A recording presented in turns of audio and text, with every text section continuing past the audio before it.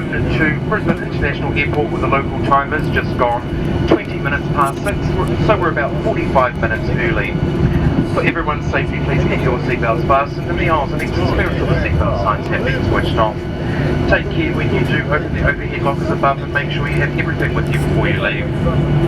We'll be leaving through the forward door and we will be refueling.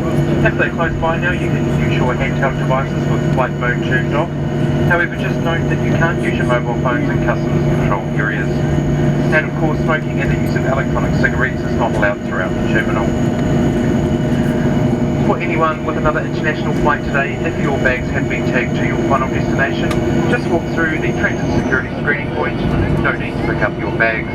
They'll be automatically transferred onto your next flight. If your bags have not been tagged to your final destination, you'll need to pick these up here at Brisbane, Customs and Biosecurity before checking in for your next flight on the upper level.